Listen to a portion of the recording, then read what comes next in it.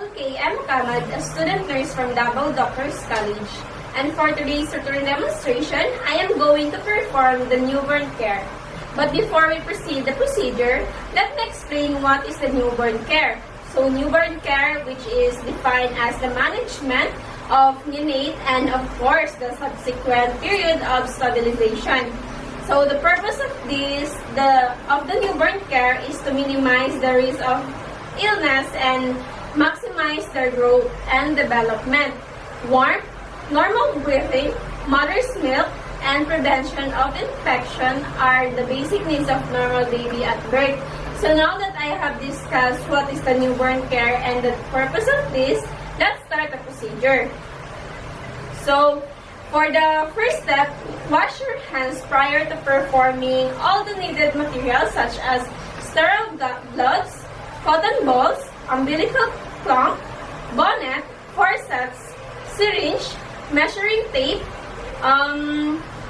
vitamin K, Hepa B, BCG vaccine, scissor, wrist tag, operating sponge, or the gauze pad, and ophthalmic ointment. So after that, properly identify the infant through name band of the wrist tag of the infant looking at the baby's wrist.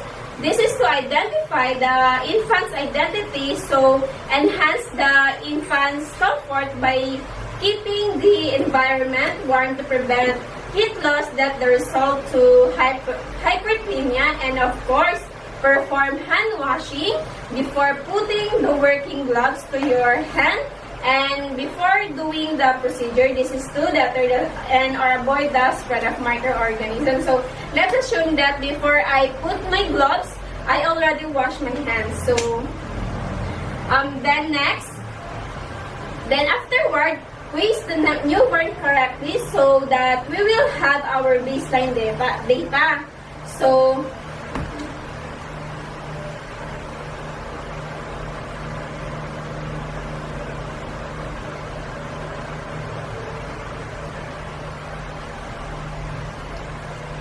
let's proceed to the cord dressing. This kind of procedure, it helps us to prevent infection around the baby's cord stump.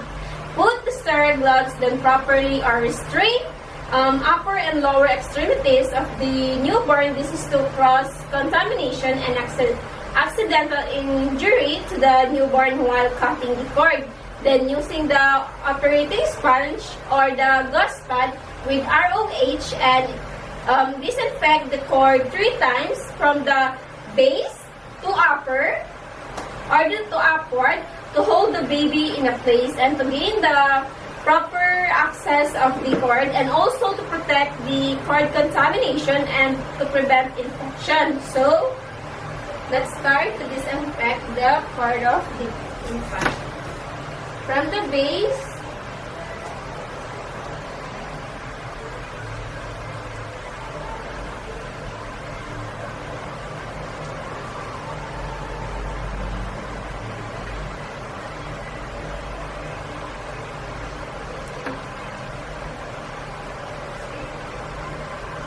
next, place the ROS at the base of the cord and chomp the cord with umbilical clip 1/2 inch from the base of the cord. This is to catch the blood immediately after cutting the cord of the baby. So, I will put the gauze pad at the base.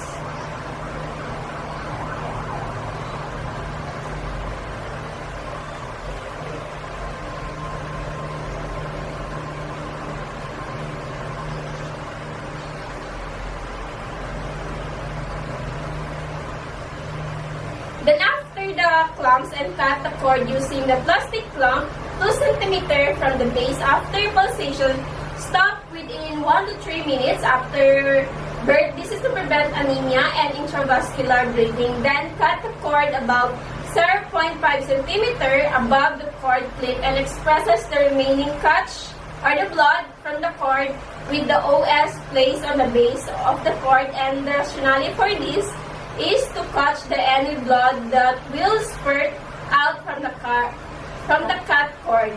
So I already put the gauze pad, and next is place the OS at the base of the cord. So here, then stop and pour 70% ROH over the cord. This is to prevent infection also.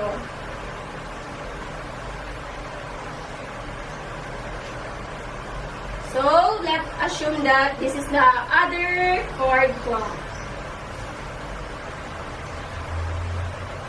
Then cut the cord of the baby.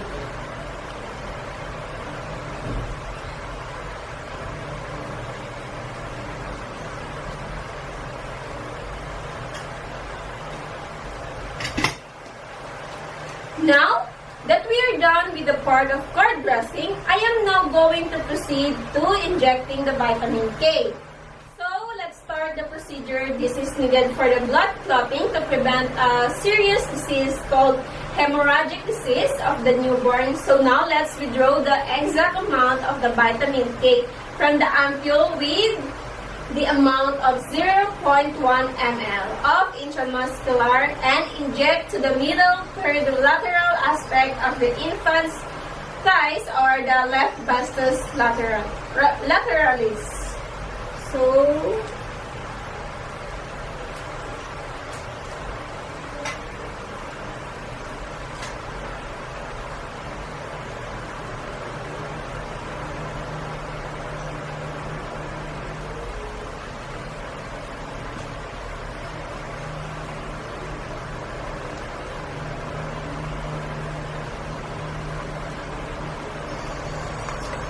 now I am done injecting the vitamin K. Let's proceed to the injecting of the Hepatitis B vaccine with 0.5 ml of intramuscular.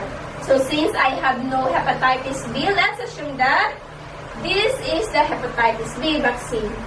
And inject it in the right vastus lateralis inject. So this is the another syringe. Again, let's assume that this is the Hepatitis B vaccine.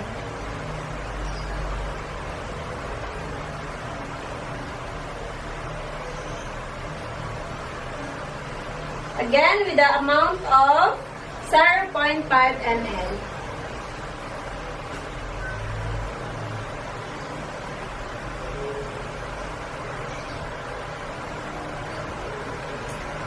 So now, let's now inject the BCG vaccine with amount of 0.1 ml of intradermal at the baby's right deltoid. Again, let's assume that this is the BGC vaccine. Again, since we have no BCG vaccine, let's assume. So this is the another syringe.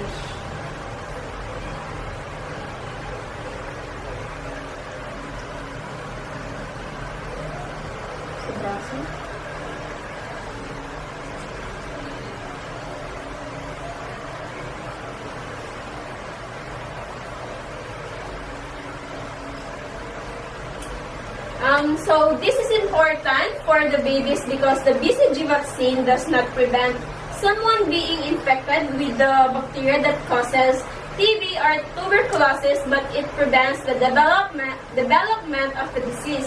So now let's proceed to getting the anthropometric measurements of the newborn, starting with the head circumference, chest circumference, abdomen circumference, and the newborn's length. So this is a useful tool to assess growth and identify nutritional risk in order to design and implement an adequate nutrition care plan. This procedure, I am going to use the tape measure that does not stretch. We put the tape on the baby's head so that it passes behind the most protruding point of the nape and in front of above eyebrows or about eyebrows. So let's measure the head of the infant.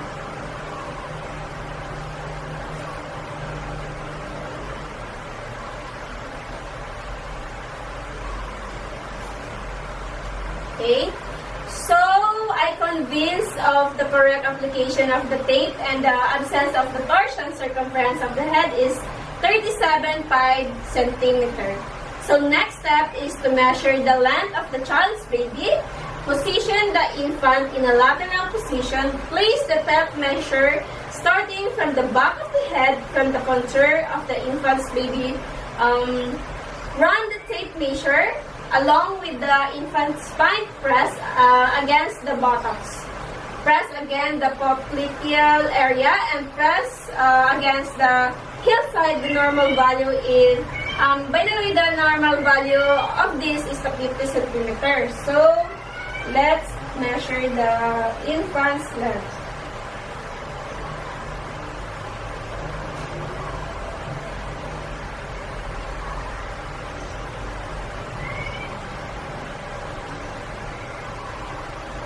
Okay, so we assume that the infant's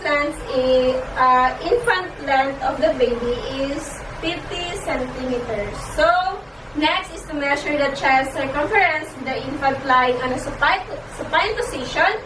Bring down the tape measure behind the infant's back and run tape measure across the infant chest. Should be along the nipple line. So, the normal value of this is 30 to 33 centimeter or 12 to 13 inches. So, let's measure the chest of the infant.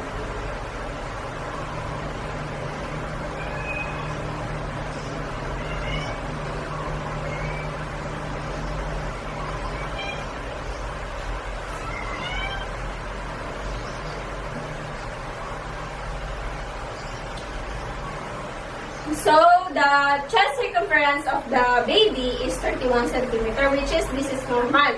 Next is to measure the abdomen circumference with the infant lying in a supine position, being down the tape measure behind the infant's waistline and run to across the abdominal area, slightly above the umbilical area, and the normal value is 31 to 33 centimeter. So, let's measure the abdominal circumference of the infant.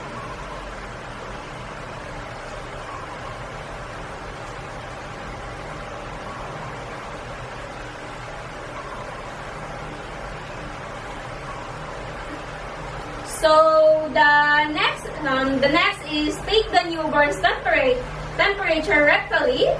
The way to take a temperature, I use the thermometer. So next is take the newborn's temperature rectally. The way to take a temperature, I use thermometer. So this is the thermometer. You can see the tip of the thermometer has a metal component. So this is the metal component. And I am going to insert that into the anus of the baby. So I pull up the baby's legs. As we were to change the babies, I insert into the anus. So baby.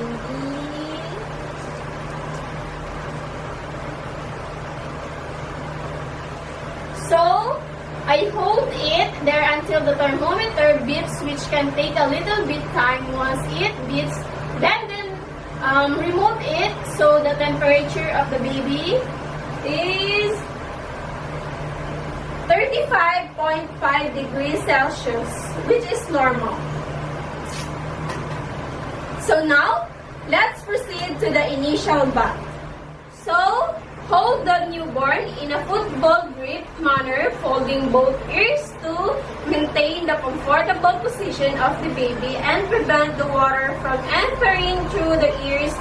Then carefully washes the newborn's head with the use of baby soap or mild shampoo and wipes dry thereafter. Then the baby soap or mild shampoo are preferred for babies because they are unlikely to cause irritation for the baby's skin. So, let's assume that this is the warm water or warm sterile water.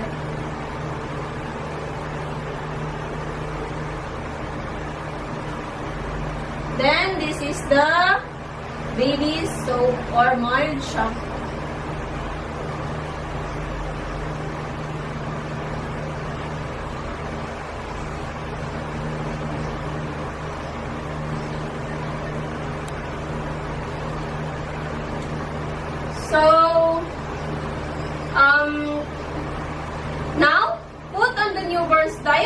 shirt, mittens, and booties. So the diaper are given to absorb and hold the baby's waist, while the mittens and booties protect the baby's finger and toenails from the trauma, and also to prevent the baby from the scratching his or her face. Then wraps the newborn securely with clean blanket. This is to maintain the warmth, and of course place the baby in her or to his crib with a drop light on, and it touches the crib tag. So because the crib contains infant, prevent fails, while drop lights maintain the warmth of the environment. So let's put the babies in her crib.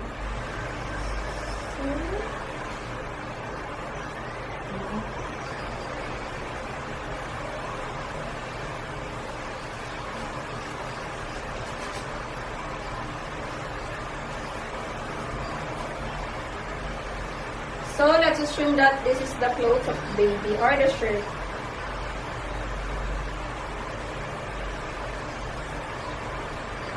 Then this is her bonnet.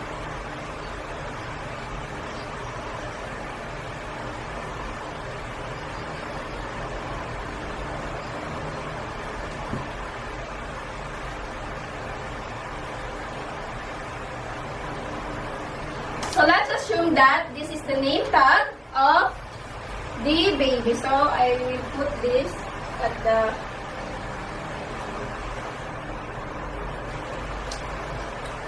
next is the application of grits prophylaxis. So shades newborn eyes from light and open one eye at the time by exerting gentle pressure on the upper and lower lids. This is to protect the infant from eye infection of the ophthalmic.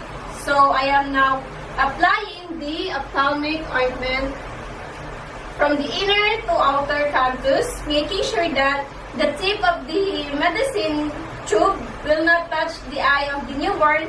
Again, let's assume that this is the ophthalmic ointment.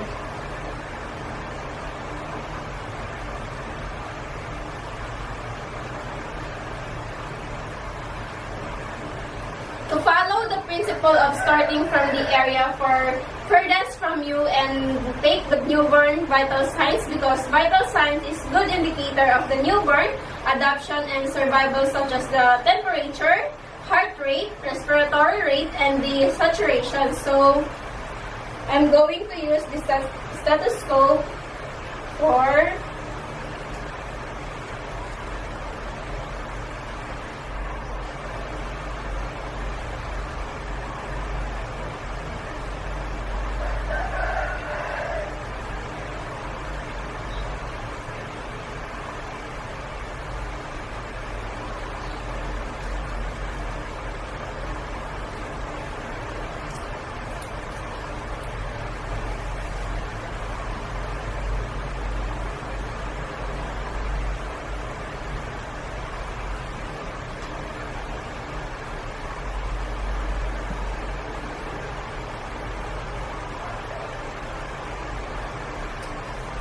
next is do aftercare. This is to maintain the cleanliness and also record the procedure done, and the other pertinent data. This will serve as proof that the procedure was done.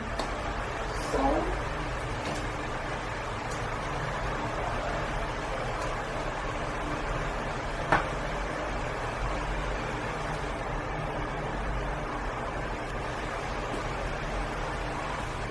and now, I am done for my return demonstration. Again, I am Maple K. M. Kamag from BSN 2 12B of Group 15. Thank you!